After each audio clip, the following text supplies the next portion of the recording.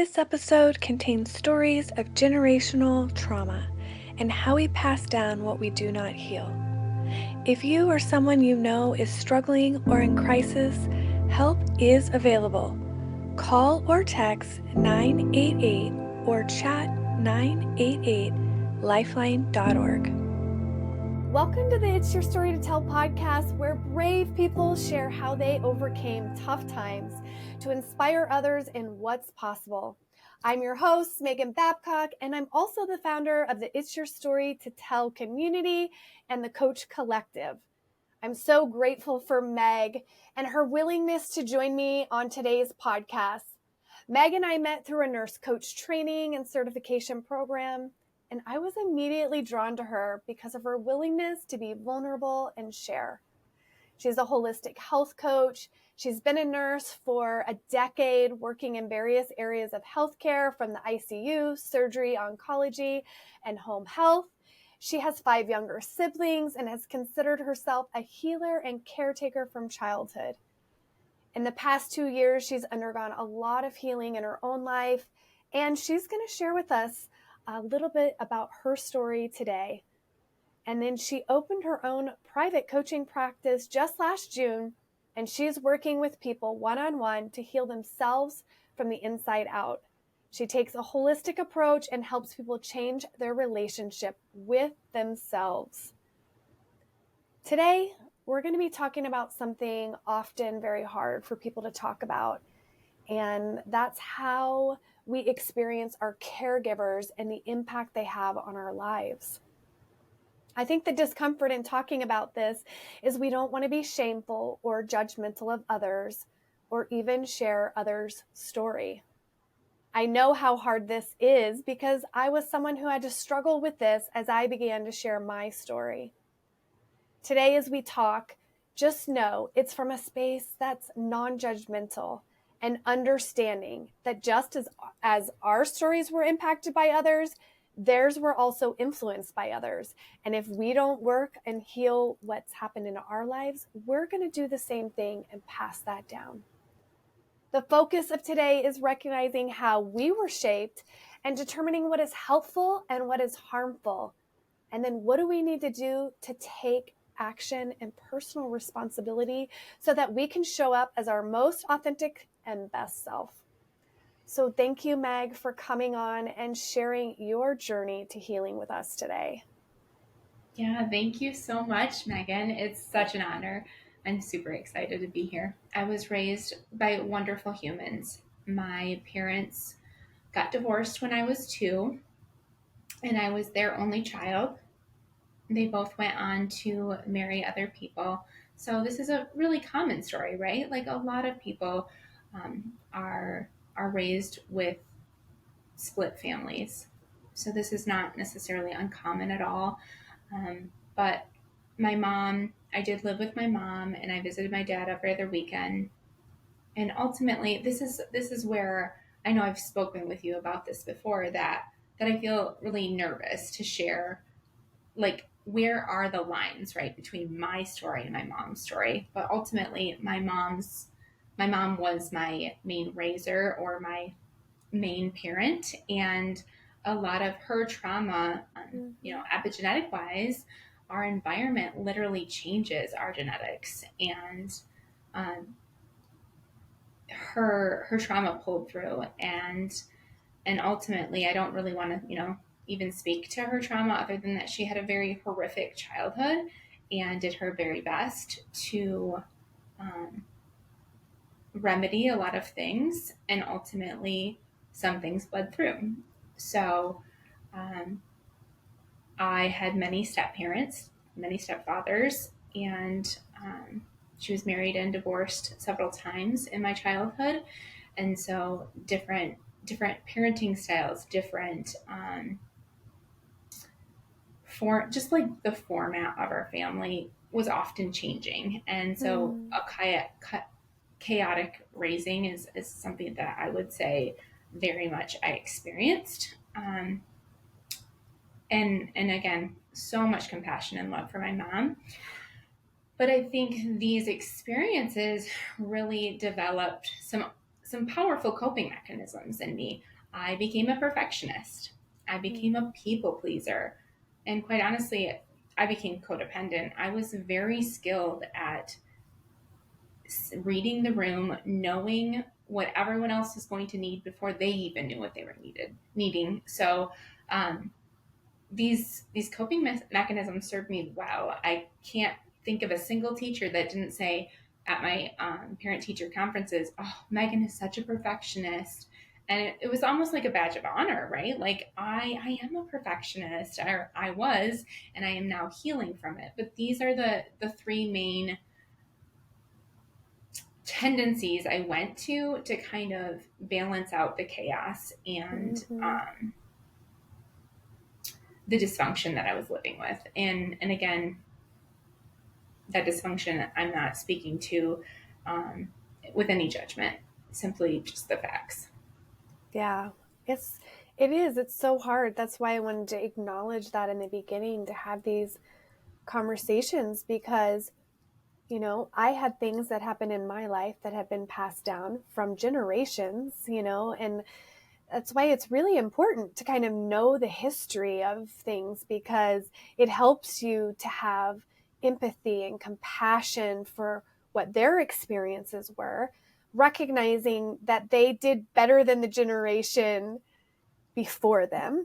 Exactly. But there's always room for growth in our journey. We were talking about that, whether it's, I am a recovering codependent, perfectionist, people pleaser, achiever. It was like, give me a goal and I'm going to make that happen. And that harmed my children, and so I did a really powerful podcast episode with my son where we had that conversation together, where he could share his experience and I could take responsibility, because that is really a hard thing. I want people, though, to see that we have so much power when we decide we want to do something different. And that, I spent a long time in shame, and that keeps you stuck. And so I'm so thankful for you being willing to share, not in judgment, without shame, just that these were the things that were happening. Because look, we know as nurses, you have to assess, you have to diagnose before you can move in to coming up with even a plan to move forward. And so that's just what we're talking about here, is this was the reality. And so it affected you. How did you realize that this was negatively impacting you, or that you maybe needed to do something different? Well, I don't know if it was actually one pinpointed time or place that I've noticed this has negatively impacted me, but what comes up is anxiety, right? Like, um, Mm. I have a lot of anxiety, and it's kind of made its way into a lot of my relationships, and I've really seen it in my daughter's life. She's 7, my son is 8, and how I parent. I come to parenting on the defense, trying to prevent, any trauma. Like, oh, let's avoid any trauma or any hurt. And I know that's, not realistic at all. But I'm seeing it more and more in my children, of this anxiety, and I'm like, oh, okay, where can I take responsibility? Where can I back up? Where can I not be a perfectionist? Where can I not pass down this people pleasing? Where can I not pass down this codependency? So yeah, I think it's, you speak of empowerment, it truly is empowering to be able to recognize, hey, like, what's my part in this? And I think I've noticed it a lot in my relationships. So I am often the person people go to in time of need. I'm often the person that throws the party, organizes something, sets things up. And ultimately, I love being that person, because that person is praised for, oh, you're so awesome, or you do this, da, da, da. And I think that affirmation is like kind of what fuels me. But what I've realized is, like, that's actually not the healthiest way to operate, right? Like, I want to do things out of abundance, and not out of like a need to be affirmed. Mm. Um, So good. and I could go on a tangent there, but ultimately, like, my relationship with my husband too was greatly affected by my need to control, my need to be perfect. And so there's just been hints and signs all along the way, my healing journey. But ultimately, the last 2 years, I've been in a very accelerated healing journey, going through a certification to become a nurse coach. And I think that is a huge pivotal point for me, because as a nurse and as a people pleaser, as a perfectionist, as a codependent, I need a really good nurse in our healthcare system. I mean, like, we're just like groomed for those things, right? So true. And so I think when I was like, I need to get out of this nursing model that is burning me out, and I went to this nurse coaching model, then I was like, oh, it's not actually the healthcare model that's quote unquote broken. I mean, certainly there's some brokenness there, but ultimately, like, each of us individually are coming here um, with our flawed coping mechanisms, and then we're burnt out because we have no boundaries, because we're not caring for ourselves, and all these things, right? All these things came up of like, oh, I could take responsibility for this. I can't blame my job, I can't blame my husband, I can't blame my children. I actually have to take responsibility for the fact that I'm overextending as a mom, as a nurse, as a wife, because that's my tendency, not anything to do with them. So it's like So good. noticing patterns. Yeah. Yeah. I think that's so, you know, such a key recognition about the healthcare system. Like, I actually haven't really heard it put that way before, that the healthcare system's not necessarily broken. I think that, yeah, we come into it, and because we are healers and givers, and like you said, there's no boundaries, it creates the burnt out, which then leads to the broken system, right? Mm-hmm. Because a system is made up of all of its parts. And so what can we do? Whether it's healthcare model, whether it's our home, in our workspace, those boundaries are so important, because like you, I feel gifted in empathy and compassion and healing. Yeah. Those are not bad things. Those are amazing gifts that we have to offer the world.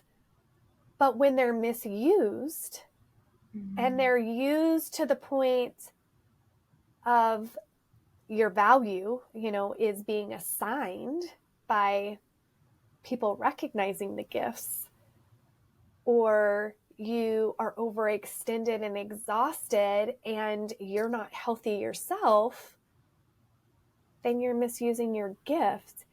And you don't want to say, oh, I don't want to be empathetic anymore, I don't want to be compassionate, and swing the pendulum the other way. It's about learning coping mechanisms that are healthy in order to bring your best, most authentic self forward.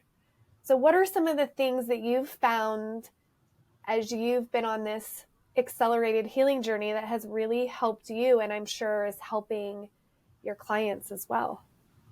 Oh, yeah. Well, first off, just want to back up here for a second. And I'm going to need to pause so I can think of what I was going to say, but it came to me so clear. Oh, you made a really good point. Like, I love that I'm an empath. I love that I have this, like, sixth sense almost of anticipating someone else's needs. And I love really truly seeing people for who they are, and getting deep with them fast. Like, my husband always says that, like, you have this ability to just like draw so much random deep stuff out of anyone that you come in contact with. And I think that's that empath in me, that's that ability to really, you know, understand and palpate other people's emotions, and really feel that for myself and have this compassion. And then yes, you're right. Like, rather than like be like, oh, I'm not going to be empathetic anymore. Number one, I don't know if it's possible to like flip that switch. But number two, like, how do we move away from it being harmful to us? How do we move away from Right. thinking that our value is linked to how we serve and support others? So something I have on my board here, if I can find it, is never confuse your role with your identity. So, something Mm. that really is important for me to remember because I am a mom, I am a nurse, I am a wife, I am a daughter, all these things, right? And so often it's like, oh, I want to be a good mom, I want to be a good wife, I want to be a good daughter, I want to be a good nurse, all these things. But if I could just wipe those titles away and actually like talk about who I am good in all of those titles, but that's not who I am. Who I am is a compassionate person. Who I am is nurturing. I bring safety to my children. I bring routine and structure to our home life. I'm best friends with my husband. Like those are the things that I am. My role is not my identity. I don't know if that makes sense or That ties in there, is but that just like so came into my good. mind. No, that is so good. And especially for people who are working to overcome people pleasing and achievement. The whole reason you're doing it is because you're confusing your role with your Mm, identity. I mean, I think what a powerful mantra. I hope if you're hearing this, like, and you're somebody who's struggling with that you can just begin to say that over and over. And the power of affirmations in this process of recovery from these things is so powerful because you have to move out of the positive affirmation from doing to personally affirming who you are just by being. And so I'm so glad you shared that. And I hope that I'm going to make sure that's in our show notes because I feel like that's a mantra that, gosh, I could use on a mm. daily basis. Well, I think that the why behind it too is important, right? Like maybe from the outside looking in, I haven't changed a lot. I still throw parties. I'm still organized. I'm still, I'm still concerned for others. I still make a meal for people and bring it to them when they're sick or something like that. Like I still show up the same way, but it's out of a different why. Like it's not because that's Mm, where my value comes. It's because I want to love and support my friends and family that are in need. I want, it's the why behind why we're doing things versus, what's driving us, I guess. And when yeah. perfectionist is driving, I think this is a Brene Brown quote, but like when perfectionism is in the driver's seat, shame is riding shotgun. So like we're trying to compensate for something when we're being a perfectionist. But when we show up powerfully in really in our confidence of who we are being rather than what we are doing, um, we can show up really authentically and connect deeply to ourselves and to others. Oh, so good. I love Brene Brown. If you're someone who has been on a journey of confronting shame, which I think, like you said, is so tied to perfectionism, it's tied to childhood traumas, and we sometimes we don't want to acknowledge our childhood and the things that were hard because of, like we were saying in the beginning, not wanting to dishonor people. Um, but when we can look at it as just with curiosity and trying to gain an understanding, when you see that you are burnt out, you're overwhelmed, you're anxious, these are all your body's way of saying, hey, you need to take a closer look at what's going on here because it's not working. Right. It's you weren't created to live in this way you're experiencing the world. So when then you can start asking questions, and I know that is very hard because as a perfectionist, you want to focus on only the positives and like how you want the future to look. And you're probably really great at vision casting, dream boards, making everything look pretty, but it's all that motivation. Like, I love that you said, I still am organized. My house is put together. You know, I like to show up in a presentable way when I go out of the house, all of those things. But before, it was like, if I don't show up this way, they're going to know I'm a fake. Well, I was a fake. I was not showing up as my most authentic self, but I do love those parts of me. And so finding that place where you can embrace those strengths and love them, but be healthy while engaging in them, it's kind of hard to even sometimes comprehend. But I think assessing your motivations is another key thing I'm hearing you say, as a way to figure out if maybe this is not helpful in your life. Well, yeah, I think assessing is so important, right? And I think the art of assessment is asking questions of ourselves and really getting curious rather than judgmental. Like, really, why did I do it this way? Or why am I doing this way? Or why do I feel this way? This is so important in understanding ourselves and then changing our patterns.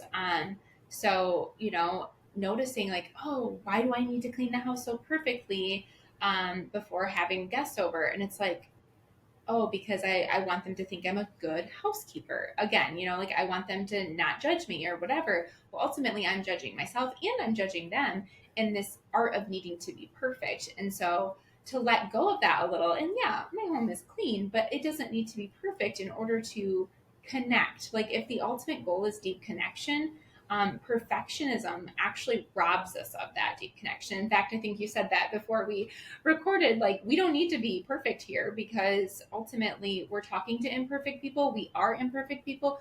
We want, the whole goal is connection and support and love, and actual perfectionism, like seeing something perfect, is an intangible and really honestly off-putting. So I've learned to let go of a lot of that perfectionism. um, and again, the people pleasing is like, well, is this because I care about them or is this because I want them to like me? Because that's a big distinction. And that's a question I get to ask myself regularly. Like, am I doing this behavior to gain worth? Or to believe in my value? Or am I doing it out of like the goodness of my heart? It's a great question to ask myself. And I learned that in coaching, right? Like as coaches, I'm asking my clients questions. I'm often not giving them answers. I'm just asking them questions because they have their own answers. And ultimately I have my own answers too. If I just get curious and non-judgmental and have love and compassion for myself. I think, excuse me, I think that is so key, is that as a coach or as a friend, somebody that you're just listening to someone else's story, that it's so easy to just jump into solutions.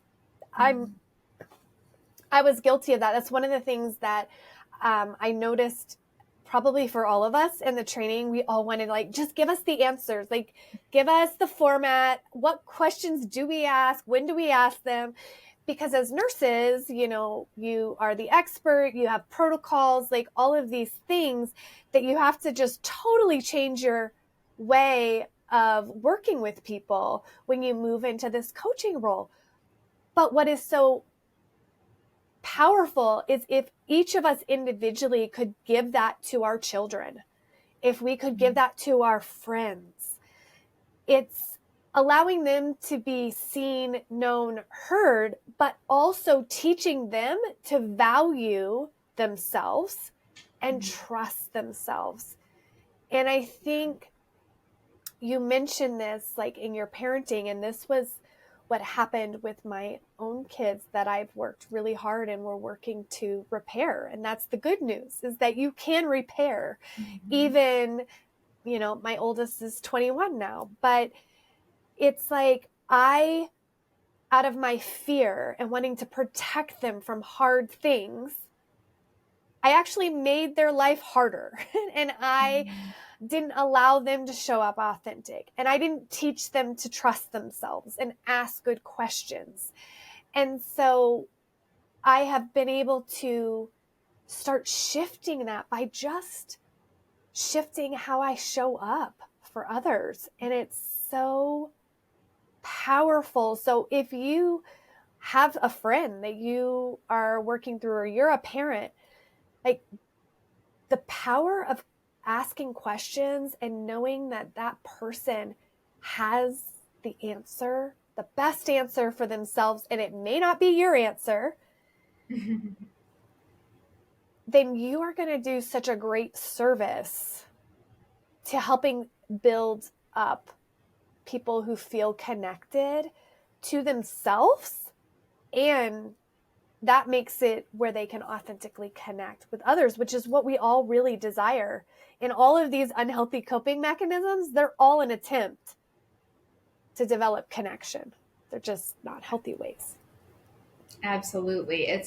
That is the root desire of every human, is to belong and to feel loved. And so of course, like we're smart beings, we develop ways around to get there. And then we get to, as adults who, can kind of see it from a bird's eye view, as like our inner child, develop these coping mechanisms to attain that love and connection. And then now as adults, we're like, oh, these mechanisms no longer serve me, but yet they're kind of second nature. So the work in undoing that and rewriting our story, it's hard work, but it's worth it. And coaching is just super powerful because it draws out each individual's own wisdom. Self-trust is the number one most important thing, and really healing, in my opinion, because if you can trust yourself, then you can reroute these patterns. So it's so cool because that self-trust also goes with showing up better or different in your roles. So as a parent, like, I can have trust in, like, I have the tools to parent these kids. I was chosen to be these two children's parents. And also I can instill trust in themselves. Like, hey, you know the answer. You know how to do this. You're learning, or whatever it is, like really truly coaching them rather than teaching at them. That teach at approach, both in nursing and in motherhood, doesn't really work. But if we can coach and ask questions and instill just confidence and self-trust in them, then it's such a beautiful way to cultivate independence and deeper relationship with people. So yeah, I think self-trust, you hit on that. And I was like, yeah, that's good. Yeah, self-trust, and is confidence, right? And also it means you feel safe. And we know, right, Maslow's hierarchy of needs, if we can't feel safe, like, we can't really do anything else other than survival. Like, we cannot move out of our more subconscious responses. And so, yes, you have to be able to build your trust in yourself. You have to like yourself and have so much compassion. And you can't really give what you don't have. So, when you or I are showing up to give somebody a meal because we want them to like us, that is not making a great connection. And in some ways, I got really convicted about this last year in November, talking about giving. And I was like, I'm a great giver. I love to give. But it was motive. Like, I was really convicted that you can't really give and it be received from a place of like safety, and when you are wanting something in return, like their approval. And the person on the other side feels that disconnect in some ways. They may not be able to put their finger on it, and they give you the affirmation you want, but it didn't create the connection that you really desired. And it was like, oh, okay, I can't truly receive if I can't give, and vice versa. And I think that goes for anything. If you know, I thought I loved my children, and I showed up and I did all of the things for them as an act of love, but it wasn't connecting on an emotional level. Like, they knew they could count on me to show up and solve problems and be their biggest cheerleader. But when it came to like the emotional side of connecting, it wasn't received. What they received was my perfectionism and my need to show up in a certain way to be accepted. And that made me really sad, when I realized that, because what I wanted more than anything, I wasn't accomplishing because of these harmful coping mechanisms. And when I could love myself, then I could show up differently and I could love others. And that's why I think it's important, like the self-care and like taking time for yourself and slowing down. Like, all of those things play in to giving yourself the space to be able to be you before you can really even just show up differently for others. What do you think about that? How was that in your life? Good. I think that's really good. A good point to make. I notice this often, like, because this is a balancing act, right? We're never fully healed. We have never fully arrived. Like, this is our life and we get to continue down the road of healing. And so, when I get off kilter, when I'm, more focused on my kids and all these little details rather than like really taking care of myself and then trusting that everything else flows out of caring well for myself. Like, I show up really powerfully for my clients. I show up really awesomely in my marriage. I show up like an awesome mom when I care for myself first. And so whenever things get off kilter, I can always like rein it in. Like, oh, am I getting enough rest? What am I saying to myself? Like, what is the narrative in my head here? Like, really get curious again rather than judgmental, and just like take a glance at things from the inside out. This is something I work with my clients on too, is like, hey, what are you saying to yourself when no one's listening? Are you saying, oh, you idiot, you messed up? Or are you saying, oops, you made a mistake? Mistakes happen. Like, what is your general tone to yourself? I think that's huge in that safety piece. Like, you bring up safety, and I'm like, yes, we get to decide if we're safe or not, because ultimately we only accept the same amount of love we give to ourselves and the same amount of abuse we give to ourselves. So if we're verbally abusing ourselves all day, well, then we'll take it everywhere, and really we're creating an unhealthy, unsafe environment. But if we can really practice self-love, self-compassion, self-trust, and make sure the narrative in our head is just like this overwhelming, gracious, loving voice, then we can receive that from others, and then again, that connection is huge. So I just wanted to go back to the word safety, because I love that. I think all of our coping mechanisms come in again to help us feel safe, but they're flawed. They're an imperfect system. And then now, as the more aware you become, the more conscious you become, you can create safety from a state of health. So one thing that I use, I think I shared this with you before we started recording here, is I use a document, a book. I'm not going to take credit for it. It's a book called The Ultimate Coach. Steve Hardison, he talks about the document, and ultimately it is a collection of sentences that claim you as your highest self. So, like, who are you being when you are your best, most healthiest self? And again, not to be a perfectionist about it, but just like, who do you want to be? You said I'm good at vision boards. You better believe I am. I have them up here, right here, and I'm actually hosting a vision board workshop in a couple weeks. I just did one. I'm doing a whole thing. Yes, I believe in the power. But again, it's about what we say to ourselves. It's what we see, Yes. what we speak, what we, what is it that you really want to create? And so I know, I think it's a powerful tool. So there's Yeah. no So judgment in that. I believe in it.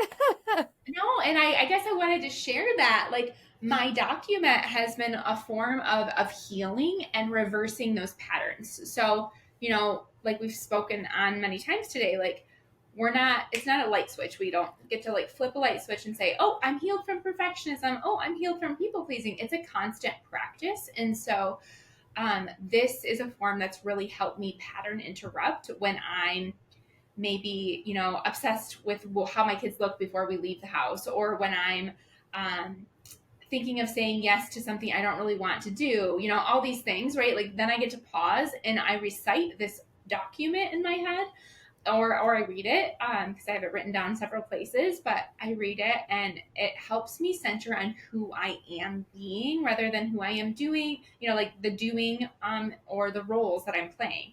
It's more like, who am I at my highest core? So if you think it'd be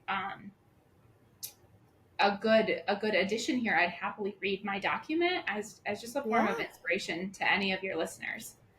I think that would be a beautiful way to close out our time together. And then we'll link the book in our show notes today. And so do that. And then I'll let you tell listeners where they can find more information about you and how you're working with clients, and book a call with you if they're interested. Awesome, Megan. Okay, well, I am excited to just share my document. And again, it's